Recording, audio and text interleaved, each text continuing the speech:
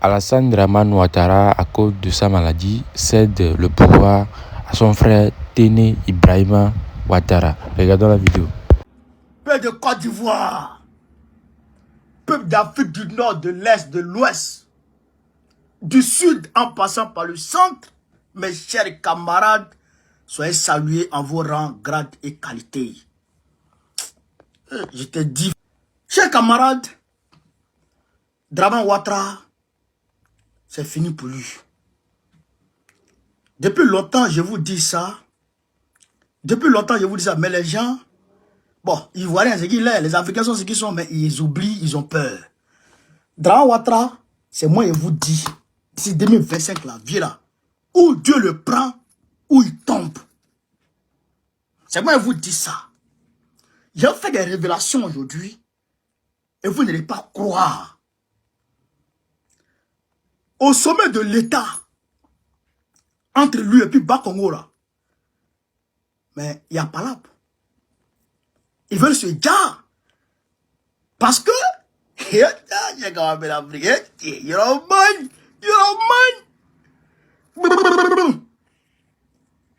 Bakongo a été piégé. Bakongo a été piégé. Si vous remarquez là, Banco là, Banco Boribana, non, Banco non, je pense non. Mosukro, ils ont cassé, mais ils ont laissé l'école. Hey, affaire de chat Hélène là, frère. Non.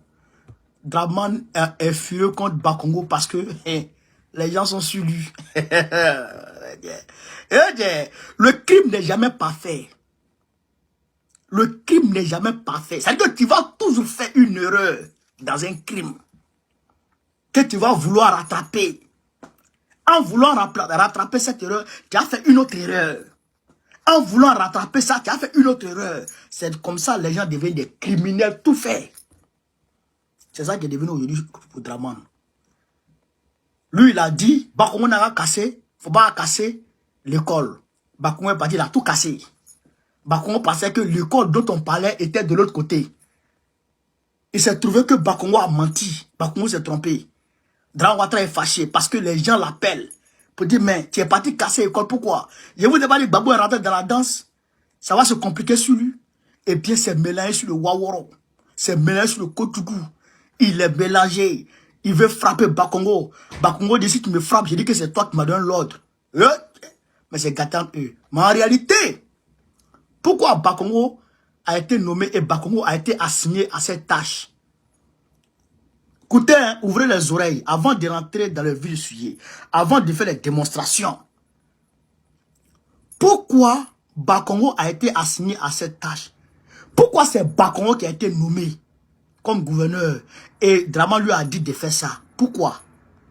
Parce que en réalité, chers camarades, parce que en réalité, Bakongo, regardez, hein, Bakongo, Bitogo sont présidentiels. Bon, selon eux, sont présidentiels, ils veulent être les successeurs de Dramane Ouattara. Vous avez vu le scandale de la Cour des comptes où normalement Bakongo devrait recevoir, comment on appelle ça, Bitogo a été jeté à la vindicte populaire et Bitogo a été épinglé comme un voleur, un vulgaire, frère, détourneur du bien public, où on a dit que les passeports, les cartes d'identité, l'argent de tout ça, Bitogo a volé l'argent de tout ça là. Mais en réalité, quelle était l'idée derrière? L'idée derrière, chers camarades peu d'Afrique, c'était de casser aux yeux du monde et des électeurs RADP l'image de Bitogo. Donc l'image de Bitogo ayant été entachée, il ne peut plus dire qu'il veut être candidat à la place de Dramane Ouattara. Bakongo était bien placé dans ce cas. Alors qu'est-ce qu'il faut faire? Il faut salir l'image de Bakongo en l'assignant aux démolitions de ses maisons. Comme il est bête, il allait démolir tout. Il a démoli les écoles. Donc tout le monde aujourd'hui, Bakongo est le démon. Donc Bakongo, son image ne passe plus devant les Ivoiriens. Donc, C'est qui est bien placé dans ce cas. Il s'appelle Téné Ibrahima Ouattara. Voilà comment Dran Ouattara a eu Téné Ibrahima, a eu Bakongo, a eu Bitogo. Maintenant, les Mamadou Touré et consorts là, et tous, leurs images ne peuvent pas passer. Actuellement, c'est Téné Ibrahima Ouattara qui est bien placé pour être le successeur de Dran Ouattara. Est-ce que vous savez même ce qui se passe dans le pays là? L'absence de Draman Ouattara, ça devient inquiétant. Regardez cette information là. Ils ont donné tout le pouvoir étatique à Téné Ibrahima Ouattara. Mais pourquoi? Pourquoi? On dit la nouvelle constitution donne Téné Ibrahima Ouattara au cœur de quoi étatique. Bon, ça c'est pour eux seuls. Mais où est Draman Ouattara? Où est Draman Ouattara? Parce qu'actuellement, les gens nous font croire que c'est Téné Ibrahima qui prend toutes les décisions. Mais comment est-ce que le président, on dit en cas d'absence du président, c'est pas pour dire non que s'il a voyagé ou non, hein. C'est quand le président n'est plus. C'est-à-dire quand il ne vit plus, ou bien il est dans un état où il ne peut plus diriger. C'est là qu'on peut conférer le pouvoir à quelqu'un d'autre. Mais nous, on vous parle, on vous dit, Draman Ouattara, ça ne va pas. Il y a quelque chose qui cloche. Et il y a certaines personnes qui viennent faire des démonstrations. Mais nous, on sait ce qui se passe au cœur de l'État. Oui, on sait ce qui se passe au cœur de ce gouvernement-là. Mais nous, on ne peut pas le dire. C'est vous-même qui allez prendre vos micros pour venir au devant du peuple, pour leur annoncer. Vous comprenez? Draman Ouattara est où? Parce que le sac qu'il a là, c'est pas aussi rempli que ça. Ça va faire au moins 10 jours ou bien 2 mois en train d'être vidé. Le sac là, il peut vider ça en une dizaine de minutes et puis c'est fini. Vous comprenez? Donc posez la question à votre gouvernement là. Où est Draman Ouattara? Nous, on le cherche. Hier, comme on appelle, jour de Pâques, le président Laurent Gbagbo est sorti. Il est sorti, il est venu voir son peuple. Voilà, tout le monde l'a vu. Mais, comme on appelle, Ramadan passé, là, Draman Ouattara dit qu'il est musulman. Non? Ramadan passé, là, est-ce que vous l'avez vu? Vous avez vu Draman? Hey. On vous parle, ne nous écoutez pas. Ne nous écoutez pas. Vous pensez que Internet, là, d'Amaner, les atomoutons viennent pour vous distribuer les fausses fake news, les fausses informations. Vous pensez qu'on est la même chose? Nous, on dit des choses concrètes. Voilà. Donc là, Draman Ouattara, là, il est où? Voilà. Posez les bonnes questions. Draman est où? Et puis on ne le voit pas. Restez là, ça va vous surprendre. Vous tous qui avez accès au vice-premier ministre de la République de Côte d'Ivoire, j'ai nommé M. Téné Ibrahima Ouattara, dit photocopie. Si vous êtes en train de scroller, que vous tombez sur cette publication, allez lui faire ma commission, ou bien même télécharger cette vidéo et allez la lui montrer. J'ai à lui parler ce matin. Monsieur le vice-premier ministre, vous êtes une personne que j'apprécie beaucoup. Pour 3 raisons. D'abord, vous êtes un bosseur. 2, vous êtes fait un nom vous-même. Parce qu'en Afrique ici, quand quelqu'un a son parent qui est ministre, qui est ambassadeur, qui est président, j'en passe, c'est le titre de son grand frère là qui il prend pour faire le malin avec. Vous n'avez pas tenu compte de votre lien avec votre grand frère. Vous vous êtes fait vous-même, avant même d'être nommé à ces différents postes, vous étiez d'abord quelqu'un, parce que vous avez dirigé beaucoup d'entreprises ici en Côte d'Ivoire. Et lorsque vous avez été nommé, des voix disaient, c'est pas c'est son petit frère qui l'a nommé. Mais vous avez prouvé aux yeux du monde entier que vous étiez là, à la place qu'il faut, que vous méritiez ces différentes nominations. La 3e raison, c'est que vous êtes quelqu'un qui a la main sur le cœur. J'ai des contacts au niveau de votre région d'origine, avec qui j'ai échangé et je continue d'échanger, qui m'ont dit que vous êtes quelqu'un de beaucoup ouvert, à l'exemple de l'ASPR. C'est une bonne chose et j'aimerais vous en féliciter. Ce sont les raisons même d'ailleurs qui m'ont poussé à faire plusieurs publications sur vous. Vous n'avez qu'à descendre dans mon profil et vous verrez ces tonnes de publications que j'ai faites vous concernant. Les panels, les lives, là, je n'en parle pas. Bref. Mais monsieur le vice-premier ministre, depuis un certain moment, j'entends dans les on dit que vous êtes en train de vous préparer pour remplacer votre grand frère à la présidence. Que ce soit les journaux, presse écrite, presse audiovisuelle, sur les nets, dans les bistrots, dans les bars, dans les grains. On apprend que vous voulez remplacer votre grand frère à la présidence. Faux ou vrai, je ne saurais le dire. Mais en Afrique ici, on dit, il n'y a jamais de fumée sans feu. Mais vieux père, si telle est votre intention, j'aimerais vous dire que ce n'est pas bien. Si vraiment vous avez l'intention de remplacer votre grand frère en 2030, je pense que ce n'est pas une bonne idée. Parce que la Côte d'Ivoire est une république.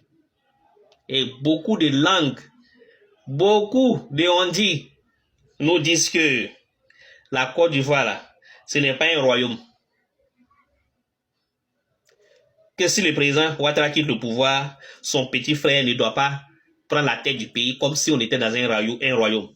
C'est ce qu'on nous dit. Oh. Nous, on n'a pas accès à vous qui êtes en haut là-bas. Là. Hein? On a accès quand même au peuple. Dans les bas quartiers, dans les Sikobois, dans les quartiers précoces, nous on vit là. Et c'est là-bas même que c'est toute la plus grande masse. Les gens disent que la Côte d'Ivoire, là, c'est pas un royaume. Et même les gens du RADP, ils disent que si le président Ouattara quitte le pouvoir, là, c'est pas vous, son petit frère, qui devez le remplacer. Certes, vous avez le charisme pour diriger un pays et vous êtes un intellectuel hors pair. Vous pouvez diriger ce pays-là tranquillement, sans bruit. Ça, tout le monde le sait. Personne n'en doute.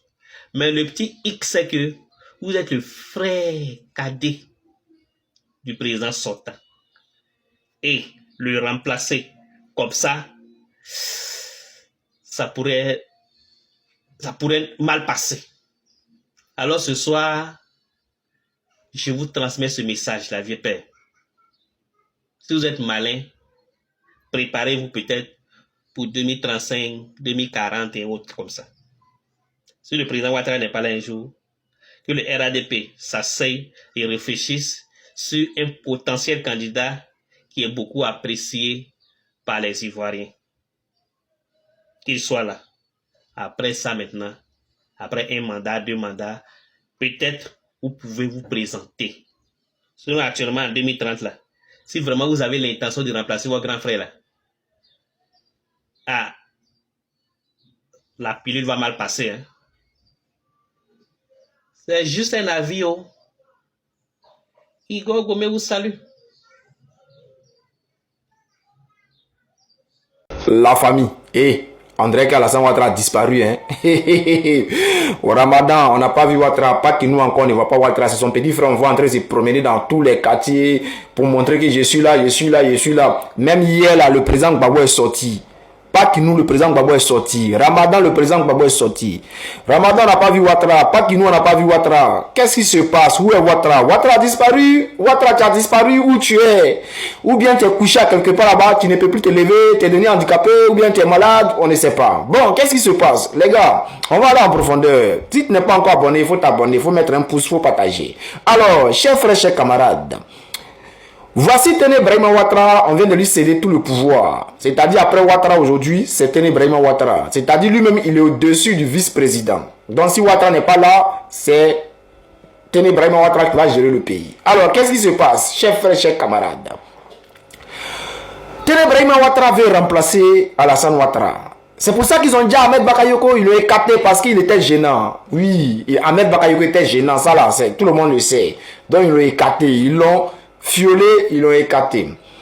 Gon Coulibaly, ils l'ont écarté. Malgré tout ce que vous allez dire là, ils l'ont écarté, ils ont enlevé Gon Coulibaly. Alors, chers frères, toutes les personnes qui pouvaient remplacer Ouattara lorsqu'on regardait dans l'entourage de Ouattara, et puis on disait que si Ouattara n'est pas là, c'est lui là qui est président, c'est lui qui est président du RHDP ou bien qui est candidat du RHDP. Oh, et tous, on les a ouf.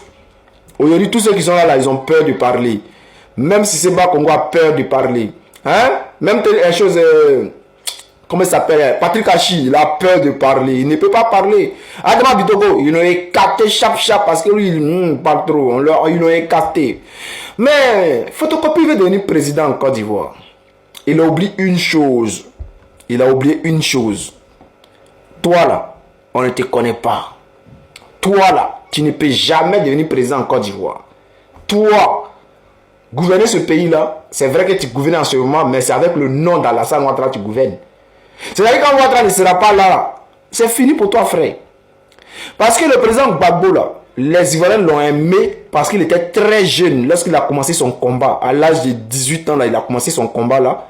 Ça a fait que les Ivoiriens ont commencé à l'aimer. Puis il a mené son combat, a pris du temps, ça a mis du temps. Au début, les gens n'étaient pas contents de lui ou bien il y a certaines personnes qui le détestaient, mais tout le monde a fini par l'aimer. C'est comme ça que le président Gbagbo a gagné l'amour du peuple. Pendant combien d'années il a fait dans l'opposition? Mais Alassane Ouattara là, tu sais pourquoi les gens l'ont aimé? Parce que pour lui c'est un peu comme Imra Didibé. Lorsqu'Alassane Ouattara il arrive, il dit carrément aux gens que on ne veut pas qu'il soit candidat parce que je suis du Nord. Si tu es nordiste là, ça va te choquer. Et puis c'est un gars qui vient d'arriver, d'après eux c'est un intellectuel, il a beaucoup d'argent, mais pourquoi? Donc quand tu es du Nord, on ne veut pas que tu sois candidat quoi. Les gens ont commencé à s'énerver, ils vont prendre position.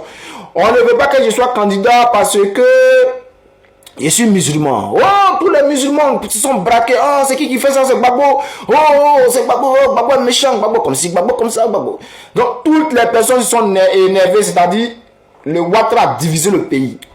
Les nordistes et les sudistes, les gars de l'Ouest et tout, et les musulmans contre les chrétiens. Voici comment Ouattara gagne l'amour de l'autre camp. Il divise le pays en deux. C'est comme ça les gens commencent. C'est-à-dire, Ouattara a fait ça pendant 20 ans dans l'opposition. Il a commencé sous Bédier, Gay Robert, tout cela. Afin de l'ivoirité, là, ils ont chargé ça. Oh, c'est à cause de Ouattara, c'est à cause de moi. On dit que c'est pas ivoirien. Ok, mon papa là, il est ivoirien, il est nordien. Les nordistes se sont énervés en même temps. Tout le monde s'est énervé. On ne veut pas que Ouattara soit candidat parce qu'il est du Nord. Donc, les gens se sont énervés un peu, ils ont commencé à aimer Ouattara. C'est comme ça, lui, il a conquéri ses fans. Voilà, c'est un peu comme Imra Didibé. Voilà, il arrive, il se victimise, et puis voilà, il gagne des fans. Là, il s'est opposé carrément contre Gbagbo. Maintenant, quand toi, c'est-à-dire, lorsque Ouattara arrive, toi, tu as fait ton enfant. Ton enfant, 1 an, 2 ans, 3 ans, tu commences à lui dire, notre candidat là c'est Ouattara, lui là c'est lui qui va sauver les nordistes parce que vous voyez non, dans le nord là c'est la pauvreté, les gens ont faim, les gens n'arrivent pas à manger, mais c'est lui là, comme lui là du nord, quand il va devenir candidat, quand il va devenir président là, il va sauver les nordistes. C'est lui, mais c'est Gbagbo là, le Gbagbo qui est méchant, il ne veut pas qu'il soit candidat parce que s'il sait que s'il est candidat il va gagner, donc Gbagbo est méchant. Donc c'est comme ça ils ont créé la haine dans le cœur du peuple du nord. Mais aujourd'hui là, toi, Téné Ouattara là, qui est ton adversaire? C'est-à-dire où tu es là. Il n'y a pas à faire de dire non, tu vas indexer quelqu'un pour dire non que lui là, c'est lui qui est méchant. Il ne veut pas ça. Parce qu'encore une fois, on sait tous comment ça se passe. Tu vois? Donc tu es seul. Les Ouattara c'est terminé. Ouattara est venu diviser le pays, non? Parce que quand Ouattara n'était pas là, le pays n'était pas comme ça.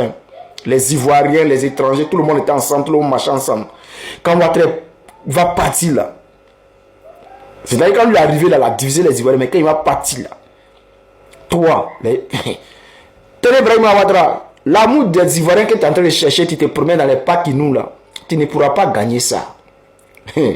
Ivoirien hypocrite, on va te regarder, tu tournes, mais quand il sera l'heure, tu vas lire l'heure. Donc, chers frères, chers camarades, c'est pour vous dire quoi? C'est pour vous dire que Aujourd'hui, le RHDP, ils ont écarté les Ahmed Bakayoko, ils ont écarté les Gon Coulibaly, ils ont écarté les Sorogio, ils ont écarté beaucoup de personnes, les Bitogo, tout ça là pour placer Téné Brahima Ouattara. C'est-à-dire ceux qui ont eu la chance là, ils sont encore vivants. Et eux-mêmes là, les Adjoumani, les Sisseba Congo là, eux-mêmes ils savent. Mais moi, ce qui me fait mal là, comment vous pouvez laisser Téné Brahima Ouattara, un jeune Burkinabé qui a venu, devant vous les Ivoiriens, Sisseba Congo, les Adjoumani, les Patrick Achille, là, vous êtes là et puis cette bulle là, Brahima de Sendou qui a venu vous, bon peut-être c'est le choix de la France, hein. C'est ce que la France a décidé, mais la France même sait que lui là, il ne pourra pas faire long feu, parce que ça sera chap, on va gérer ça. Donc les gars, c'est un peu ça. Sachez que on ne sait pas où se trouve Ouattara en ce moment et on n'a pas de nouvelles de Ouattara. Il doit être malade, couché à quelque part. En ce moment, ce qu'ils sont en train de faire là, c'est de propulser Téné Brahima Ouattara pour lui donner tout le pouvoir. Mais ça va le laisser. Nous, en réel seulement. Ça va le laisser.